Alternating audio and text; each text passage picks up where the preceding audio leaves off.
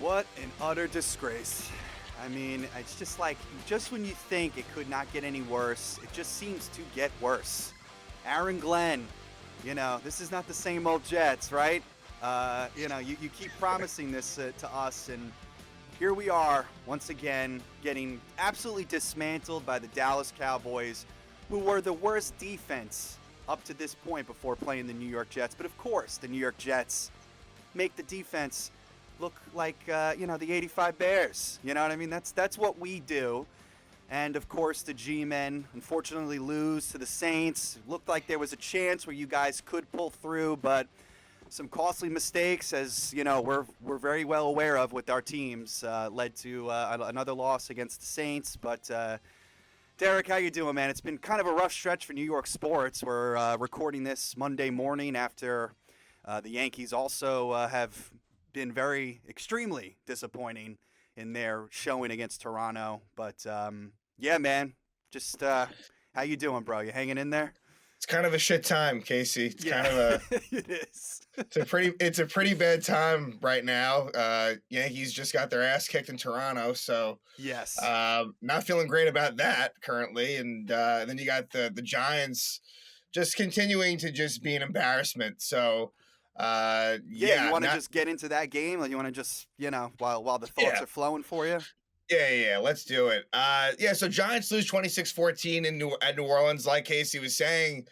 They take a 14-3 lead. In fact, it was the first time, I think, in about 5 years that the Giants had touchdowns on their first two drives of the game. And then, of course, naturally, they, are outscored 23-0 by the Saints for the rest of the game. So Kellen Moore gets his first head coaching win. Spencer Rattler finally gets his first win as Saints quarterback. I think he probably was unsuccessful, and I'm not sure what the number is. Maybe his first 10 tries dating back to last year. Something like that. You look at the schedule for the Giants before the season starts. You say, okay, you look at the New Orleans game. Granted, it's in New Orleans, which has been a tough place to play for the Giants over the years, but you look at it and you say, all right, like that could be a win. Now, on the flip side, New Orleans looks at their schedule and looks at the Giants and says, all right, that could be our win. It could be our first win, yeah. Definitely. But just really, really terrible on so many fronts. And there's some different places to hit. First off, Jackson Dart wasn't bad. In some ways, it's like last game where starts out playing really well, then it does kind of slide as the game goes on. But I will say, his two interceptions, I don't have a major problem with those. We'll talk about the fumbles the Giants had. Those were huge. And the Giants, really kind of crazy statistically, which brings the Jets in. The Giants had 5 straight possessions of turnovers. It was fumble, interception.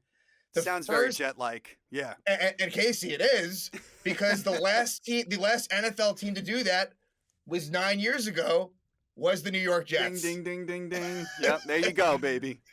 That's what we're known for. We could rest our laurels on that. That's great. So, can't make it up. No. And, but Dart, look, obviously there's going to be some growing pains. I come out of this game with not much of an opinion on Dart, but he wasn't really, I wouldn't put him in the negative category necessarily. There was a flea flicker that was underthrown by Dart, for sure. Blown opportunity. Yep. Yeah, where he had Darius Slayton open, wasn't able to connect. But I guess I want to move on to other points. But obviously, Dart, got to start there, considering that's just kind of how we feel about the season, kind of rests on Jackson Dart and his progression. Yeah. But Darius Slayton had a really, really rough game, and he is now relied upon in a major way with Malik Neighbors out. With Malik Neighbors out, I don't know how this offense is going to function, because he's obviously a great, great receiver in and of itself, but then they've done nothing behind that. So as it is, the starting 3 was Neighbors and Slayton on the outside and Wan'Dale Robinson on the slot, which that's not really amazing there, but you could live with that if Neighbors is healthy. Behind that is a fucking wasteland. It is a bust of a 3rd-round pick in Jalen Hyatt from a couple years ago. He is terrible and useless. And pretty soon you will not see, that'll be a name that you will not see anymore. Maybe come next year. Like this guy, as soon as he's off the Giant roster, this will be a no name. Bo Collins, an undrafted free agent, shouldn't even be in this position. And what's fucked up, and the Giants, it's just roster gymnastics bullshit. They did not elevate a wide receiver from the practice squad. They rolled with those technically 5 wide receivers if we want to include Gunnar Olszewski, who is really just a return man. That's all he is.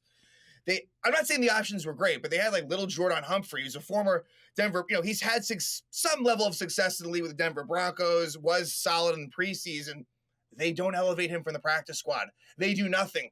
And they only have 2 running backs on the roster. Most teams carry 3 on game days, and most teams carry, at least 6 wide receivers during games. It's an easy elevation. They basically rolled with less than a 53-man roster.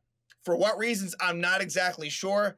I got to think there's some financial implications involved, but they only had Cam Scatterboo and Devin Singletary. I have less of a problem with that than the wide receivers. So again, just ridiculousness from Joe Shane, Brian Dable, wherever the blame goes. And this isn't the first time they've done that. And I don't think other teams are involved in this sort of bullshit like they are.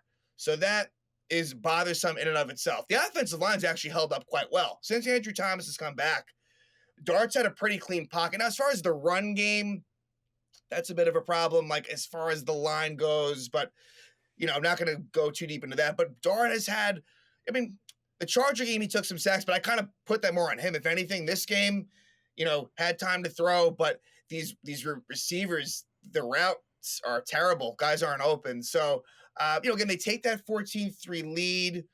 Theo Johnson, who's become a bit of a touchdown machine the last couple of games. I think it's 2 touchdowns, right? 2 touchdowns today. He had 1 last week.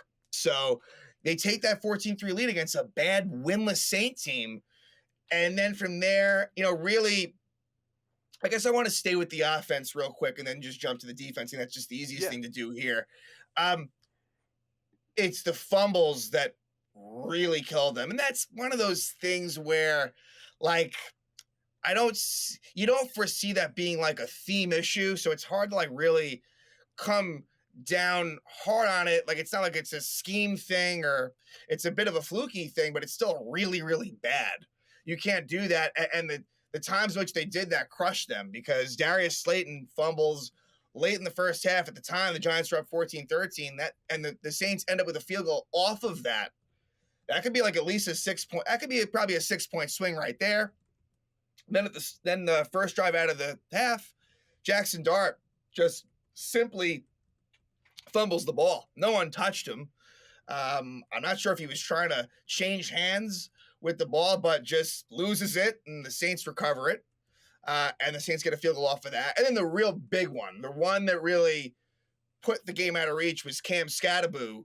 And at this point, Giants are down by 5.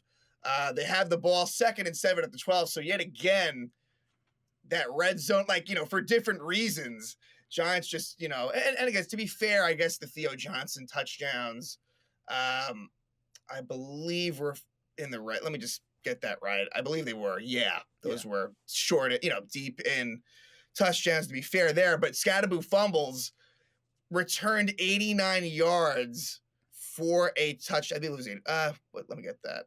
86 yards. Mm-hmm. So now it becomes 26-14, and that's pretty much all she wrote there. But then on the defensive side, really, first off, not in this game, didn't get enough from the big guys. Like, they weren't, the stats certainly weren't there. Maybe the eye test would show different, but like as far as like the Burns and Thibodeau's and Abdul Carters, Dexter Lawrence's of the world, didn't do a whole lot. They actually got weirdly more production from some of the lesser interior players as far as, but again, like, weren't able to get home, weren't able to finish. But the big problem with this defense is the secondary is horrible. I mean, the fact that Deonte Banks continues to get run, not much run, but the fact that, like, they bring him in on 3rd downs, stop with that. It was a failed first-round pick. Live with it. Deal with it. Like, Cordell Flott is better than him. You don't see teams have a fucking rotation mid-series. So what they do is they'll have, the starter is Paulson Adebo on one side, and Pete faces his former team in the Saints, and he's been okay, not great. And Cordell Flott's done a decent enough job, and what the plan was is he would play first and second downs, and then they bring Deontay Banks on third down. That's just, you're going to bring a guy in that's probably lacking confidence and is an unfocused player, and now we're going to bring him into like the biggest plays, third downs, fourth downs. This doesn't make sense. He's hurting the team. He sucks. And then you got Tyler Nubin, who, again, like, that's why these like last year's draft, that's looking like a really good one. And yes, in a lot of ways, there is some positive signs out of last year's draft. Tyler Nubin's not one of them. A second-round pick last year who gets absolutely burnt on a Rashid Shaheed 87-yard touchdown that kind of changed the tone of the game. And I'm not sure if I had mentioned it with Darius Slayton. I did mention the fumble right before that. He had a bad drop on a long Jackson Dart pass. I don't think I had said that, which that hurt them too. The score at that point was, I think, 14-6. But the Saints, they do convert on their big play. And Nubin takes a bad route, and then Shaheed just cooks him. He's got way more speed than Nubin. It wasn't even close. So, yeah, don't like the secondary. It's really, really bad. So it doesn't, like, even with the good giant pass rush, all the quarterback has to do, just quick, drop back, throw, guys open, doesn't matter. So, yeah, this is not a good team. This is not a well-coached team. And, yeah, like, look, this is why last week I didn't really want them to win. Yeah. Once Neighbors got hurt, it's like, fuck it, let's lose that game. Like, again, I'm not going to make a big deal about that, but it just kind of bothers me even more. It's like, I'd rather be 0-5, fuck 1-4. And you know how it's going to go the rest of the season. They're going to find their wins. But the key here is Shane and Dable have got to go by the end of the season. Yeah. Like that's just not enough of this. And I know John Mara's unfortunately, having a battle with cancer. And, my thoughts are with him and his family and hope that, that he'll be all right. But that aside, the right decision needs to be made here. Like, this is year 4. Nothing's going to change. And the unfortunate thing is you have Jackson Dart kind of like, you want to match up the regime with the quarterback. It's just not an ideal situation. I mean, I really hope for Jackson Dart's success. He looks good there's good signs there, but the whole thing's just a mess, Casey. So yeah, I think I've pretty much summed up everything I wanted to. But yeah, man, you pretty much hit everything. Yeah, no, it sucks because, like you said, it's like you want to see, positive strides with Jackson Dart, but it's like, because the Giants are known for never firing coaches mid-season and doing anything like that. Not that probably would help at all in this situation. It's just a shitty situation overall, because it's like, you do credit Mara for being like, okay, instead of firing yet another coach and GM, after 3 years, let's give it a shot. But it's just like now, 5 games in now, it's just clear that this is not going to work. And you almost feel like it's just going to be, you have to just keep trotting out this same thing for the next 12 weeks here.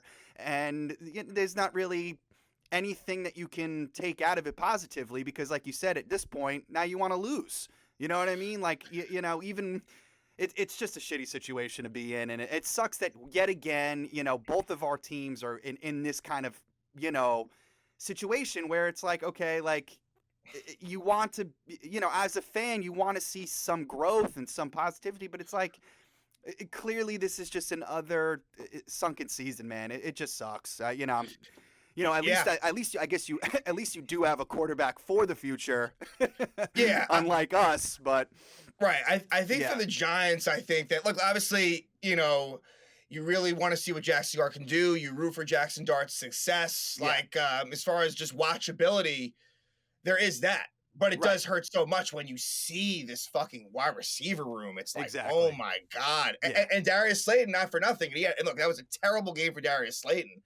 He hurt his hamstring. Like, he didn't even, and I guess just to still talk about the Giants, like, here it is now.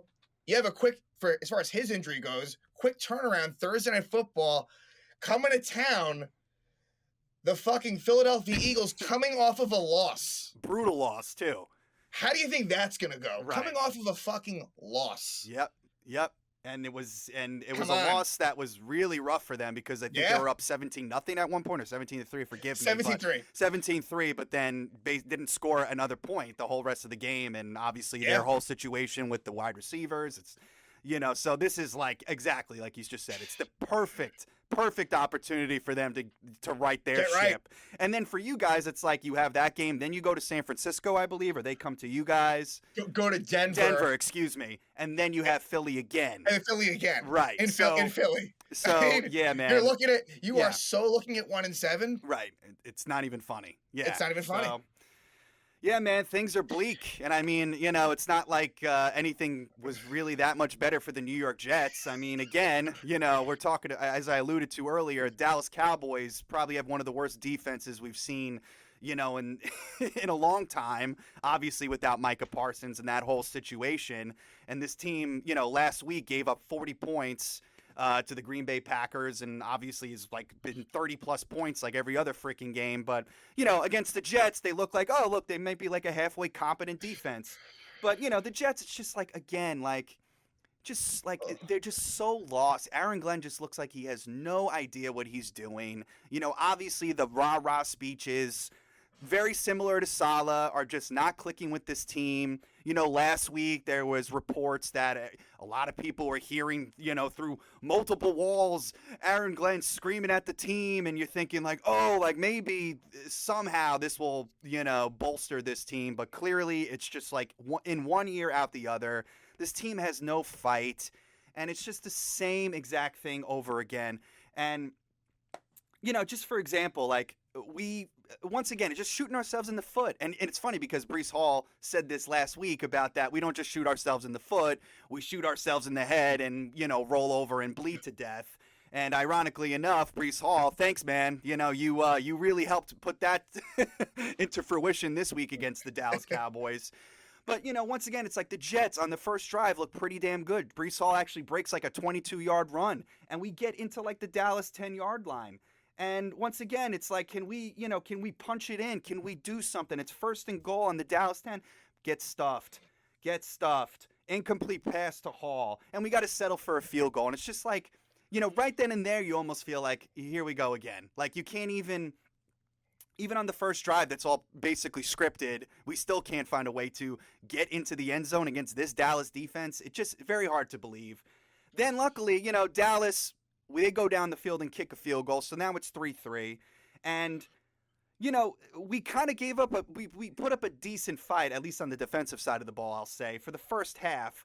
And, there was an opportunity. Once again, the Jets find a way to get down the field and drive. It's 10-3 at this point, so we're going down the end zone. Here we are, once again, inside the Dallas side of the field on the Dallas 20-yard line. And lo and behold, Breece Hall, who had a pretty good game, all things considered, but of course, goes up the left side, ball gets punched out, fumble, recovered by Dallas. And then basically, that's all she wrote. I could go down play by play after that, but that was basically the killer because immediately Dallas scores again. Then we punt. Then Dallas scores again. End of the half, it's 23-3. And then basically that's all she wrote. There was a second half bomb to George Pickens from Dak where Sauce Gardner got burnt yet again. So now this team is 0-5. Aaron Glenn is the first Jet coach in his first 5 starts to go 0-5 in franchise history, which I guess that's some kind of accomplishment for him. So congratulations, Aaron Glenn. Also 0-5 without any forced turnovers. It's the first time that's ever happened in NFL history. Crazy. Going 0-5 and not having a single turnover. So I just don't get it, man. It's like, what is the, we're supposed to have this great defense. Here we are yet again with a defensive-minded head coach and no forced turnovers. What does Sauce Gardner do? I hate to beat this dead bush, but it's just like, again, it's like, what does this guy do? He can't even cover the best receivers. He can't get any interceptions. He can't tackle. Anytime he's in a situation where he's the one that's supposed to tackle, he always will, just try and, get the guy off of his feet so that somebody else can tackle him. It's not like he's going to go in and try and do anything. He's just such a finesse, I don't know. It just bothers me so much. That play just really was like, wow, yet again, our supposed best defensive player getting burnt. We paid him all this money at the start of this offseason. Just an absolute disgrace. And, the offense, look, man, not that I was one of these people, but, everyone was saying the Bears, they didn't treat Justin Fields right. Justin Fields is, got a really raw deal on that situation. He goes to Pittsburgh, and it's like the same thing. Like, oh, Mike Tomlin, even though they had that hot start with him, I think they went 4-2, I believe. It's like, oh, they bench him for Russ, and it's like, oh, poor Justin Fields, he's never got his fair break. And it's like, come on, man. I mean, now at this point, he's had this, this is his third stop. Basically, this is his team in terms of being the quarterback. Tyrod Taylor's not going to go take his spot. And he's just, he's a very, very pedestrian quarterback. It's very evident. He's just so slow in his processing of looking at, the reads and knowing where to go with the ball. And, of course, people will refer to the stat line because, if you have him in fantasy, I know you do, Derek. But, he ends up with a lot of points. But this is what he does, Once the game is fucking 37, it's 30-14, and then, okay, here's a touchdown. So then he ends up with a pretty decent stat line. But it's all garbage time bullshit. And that's what, and I don't know. Some Jet fans are trying to take any small moral victory they can, but how can you at this point, man? We're 0-5. The team's going nowhere yet again. This coach looks like he's lost, has no feel for anything. It's just a complete and utter disaster, man. And it's not going to get any easier for us too, man. It's really not. I mean, we got the Broncos coming up in fucking London. You know what I mean? We're going to lose that. We got Carolina coming up. But guess what? Carolina just beat the Miami Dolphins, who just fucking destroyed us. So, who knows, man? Who fucking knows? It's just like, I don't know. You know what I mean? It's just like I feel like I'm beating a dead bush at this point because it's the same exact thing all over again. You know what? I will make one note here just to, one small moral victory here.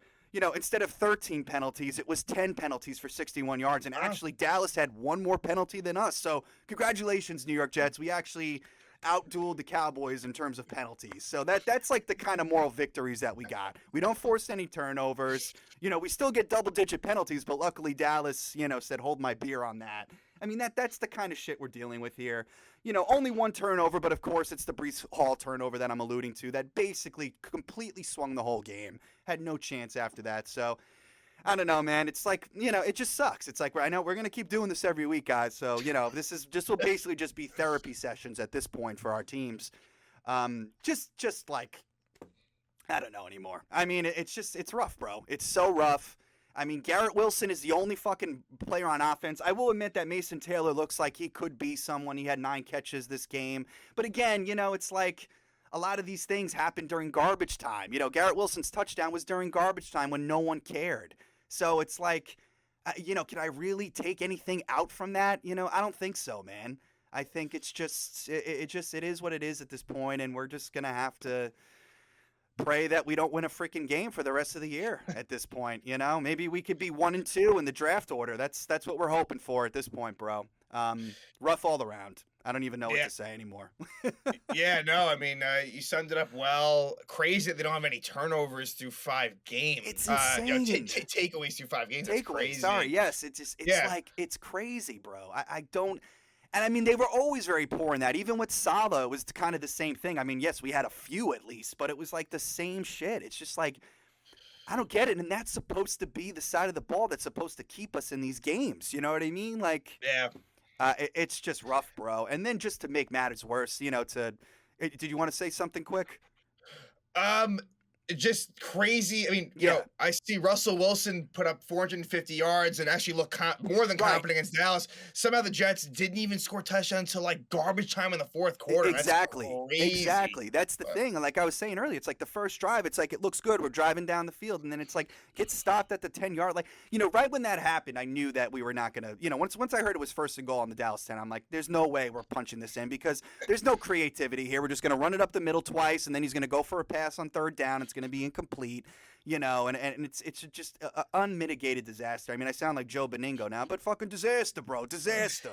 What a fucking disgrace. But it's just horrible, bro. And then, I guess just kind of to wrap this thing up because we've been already venting for 25 minutes, but just the icing on the cake for the Jets this week. We hear this whole crazy thing that comes out of Indianapolis about the last Jet quarterback that had somewhat relevancy in terms of the franchise and leading us to 2 straight AFC championships, Mark Sanchez, goes on like a liquor coke bender and assaults some DoorDash driver and beats the living shit out of him. And the DoorDash driver has to, go in self-defense mode and stabs Mark Sanchez 3 times. And then Sanchez is in the hospital with 3 stab wounds and gets arrested. It was the craziest thing ever. I mean, there was the initial reports that were, of course, just that like Mark Sanchez got attacked. So, of course, all these people on social media are like, oh, prayers for Mark Sanchez. It was like some cuckoo homeless person that attacked him. Then we later find out that, he was... wasted out of his mind. I mean, they keep just saying he was intoxicated, but I just feel like there was probably a little bit something else happening there with him. And he basically assaulted the driver because he was parking in a wrong spot, and Sanchez was claiming that the hotel manager told him to come out, and it's just like, oh yeah, right. The hotel manager at the West Inn is going to tell him, hey, Mark Sanchez, can you, this truck driver pulled over to like dump cooking oil. That was actually, because people were saying it was a DoorDash driver. It was actually like a driver that was like dumping waste oil. It was one of the weirdest stories that you'll hear in quite some time. It's just, I mean, you can't make this up, right, bro? I mean, this is, and just to add on to it, of course, the Jets do what they do. It's crazy. Crazy. The Mark Sanchez story is insane. Obviously, everyone cue to the butt fumble, but it's just like, right. Mark Sanchez. I mean, obviously he's a Fox broadcaster. Right. That's why he was in Indianapolis. He's supposed to do the play-by-play for the Colts in the Raiders game. Exactly. Yeah. He's in Indianapolis, like apparently doing wind sprints, getting all paranoid and pacing around for some totally random person, some older gentleman that's parked. Like, Mark, like, did you just land in Indianapolis that day? Yeah. Like, what are the stakes here? Like none of it makes any sense, right? Like, It's one thing to be totally like blackout drunk. This goes, the mind of Mark Sanchez must be a very, very tormented place, because this is like scary behavior. It's crazy. And the pictures of the guy. Oh my God! Right? Yeah. It's bad. I mean, he was beat to a pulp, basically. Yeah. And apparently he used pepper spray on Mark Sanchez. Sanchez just wipes it off. Yeah. And so then he takes out a knife. I mean, Mark Sanchez is lucky this guy didn't have a gun on him, otherwise he'd be dead. Exactly. I mean, I don't know. Yeah. I mean, I guess more details will emerge on maybe there was clearly there had to be something else, but I don't know. I mean, it's just very bizarre all around. And I mean, it's unfortunate because this guy's life is basically over now. I mean, obviously his life as a broadcaster's done. I saw the report that now he's facing at least 1 to 6 years in prison. He might get off light like Diddy, but who cares? I mean, at least now the butt fumble's not the most embarrassing thing in his career, but this is pretty fucking crazy. I mean, I can't believe it. I was in complete shock. And yeah, it makes you wonder. You can never judge a book by its cover. I mean, Mark Sanchez, I guess, reputation-wise, that I could tell, like, he would say some weird shit during the broadcast. It's like, okay, like, most people don't say this, but you kind of just, all right, whatever. Yeah. But, I don't know how it was in terms of Mark Sanchez and, like, his relationship with the Jets. I'm not too sure on that. Obviously, as time moves on, it's almost like he ends up sort of looking better and better in that sense, because like you said, it was the last time they had reached the playoffs, AFC Championship appearances. Rex Ryan's got to get rid of that tattoo of Mark Sanchez. I know, for sure. It was funny. I saw him on Get Up this morning, Rex, and I was thinking the same exact thing. I'm like, you got to get rid of that, bro. I mean, pretty horrible stuff, man. It's just absolutely wild. But yeah, I mean, I just had to touch on that as a Jets fan, and of course, like I said, it's just like, when it rains, it pours with the Jets. It's just that the thing is, it's always pouring. It's never like a light rain shower with the Jets. It's always like a fucking hurricane. It's always like 0-5. Mark Sanchez assaults someone and gets stabbed 3 times. And then, just to kind of wrap everything up, then it's like, okay, well, the Jets games were at 1 o'clock kickoff. Then it's like, okay, well, at least I got the Yankees at, 4 p.m., and then, Max Fried, has, again, one of these meltdowns in the postseason. With him, it's either he looks great or he gives up 6 runs. This time it was 5 or whatever. So, maybe it wasn't 6. Yeah. And, I mean, just like I don't know, man. Look, the Blue Jays, we kind of already knew they had our number, but they just look like a team that wants it way more than us. They make contact. All the things that we don't do that always bite us in the ass, they do. And they're going to just put the ball in play, and they're going to see if we can do anything with it and if we can, get anybody out. But, we can't. We can't. And our pitching completely folded. Obviously, when, Warren came in and then gave up the grand slam to Vlad Jr., you knew it was over. So here we are, down 0-2. Have a day off, and we got to go back into the stadium. I guess at this point you go one game at a time, right? I mean, that's how you have to view it. But, we got Rodon on the mound coming up here. Any Yankee fan knows that this dude's a head case. So, he basically has to go lights out, and we just got to hope for the best here. But, there's no confidence in this team right now. No. Basically, and, this kid yesterday, Yesavage, and, I think that's how Yesavage. I wasn't sure how you pronounce it, but basically pulled the Schlittler on us, basically no-hit us until he gave up a walk, I believe, and then they finally pulled him. But, that's the thing about the Yankees, too. It's like anytime they see a new pitcher that they haven't seen before, they look completely lost. I mean, look, credit to Yesavage for the outing that he gave, but I mean, there were so many ball fours that the Yankees were swinging at in the dirt or up in their face. I mean, not trying to take anything away from him because that was obviously an amazing job, but man, did the Yankees help him out big time and just looking like complete fools up there on the mound. I mean, I just don't get it, bro. It's like you're professional hitters. I mean, that's basically our identity is offense, and anytime we face remotely good pitching, it's like, here we go again, obviously, then we score a bunch of runs at the end of it to make it look like it was somewhat of a close game. But obviously, anyone that's watching this channel with us knows that game was over within that was a few innings. So. That was bullshit. That was like your Jets putting up just garbage time runs, garbage time points at the end. That's what that was. It almost bothered me. It's like, okay, now you're gonna do that. Great, do it when it actually counts. Exactly. So, I mean, hey, that's the launch angle home run Yankees, where it's like if they're not hitting home runs, they're totally fucked. And then there's a lot of strikeouts in their game. You know what I mean? Where it's like you look at this Blue Jay team, and it's like, yes, there's not names all abound, but yet that team is tough as fuck to strike out. That's a great quality. And they're great runners in scoring position. Like you said, they're kind of like the anti-Yankees in a lot of ways. Yeah. And this is why, and this isn't excuse making, but the fact is that not winning the division and allowing the Blue Jays to have home field advantage in this case really is very, very big. So now in a best case scenario here, now the Yankees will have to find a way in a best case scenario to go to Toronto in Game 5 and find a way to win. Somehow to pull it out, which will take that scenario right now. But it's going to be a tall task. It's going to be a tall task. Yeah, I mean, it doesn't look like the Blue Jays are going to let their feet off the gas. I mean, they want to beat us. You know what I mean? They've always been like our bitch babies. Yeah, right. They hate us for They're clicking on all cylinders. They're going to want to just take us out. Whatever.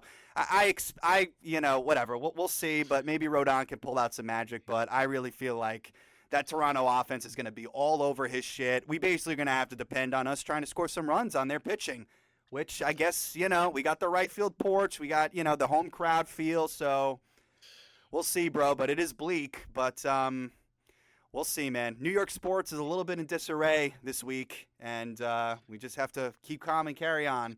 I guess luckily you got hockey season starting this week. NBA's around the corner with the Knicks. So I guess that'll be a welcome distraction, at least for the football stuff. But yeah, man. All right, guys. I guess that's enough therapy for now. Appreciate you guys listening. We hit 1,000 subscribers and counting. Grateful for you guys just tuning in and listening to the show and supporting. Obviously, let's keep the train running, man. We'd love to just keep getting these numbers up and spreading the word. Please continue to spread the word, like and subscribe. I mentioned it before, but there's a hype feature on the mobile app for YouTube where you can hype up the video and get us points so that we can, get some more visibility out there. So, everything is welcomed. Derek will be continuing to do Yankees recaps. Hopefully it won't be one more tomorrow. Hopefully that'll keep continuing, but, be on the lookout for that. As we just alluded to, Rangers season around the corner. Derek breaks down every single game. So please tune in for that. And we'll be here every week doing our therapy sessions with the New York football teams. I mean, maybe we'll pull out a miraculous win, but as Derek kind of alluded to, that's not kind of what we want at this point. But I guess we'll just see how things go. We'll just go with the flow at this point. But thank you guys again, and appreciate you all. We'll talk to you soon. Take care.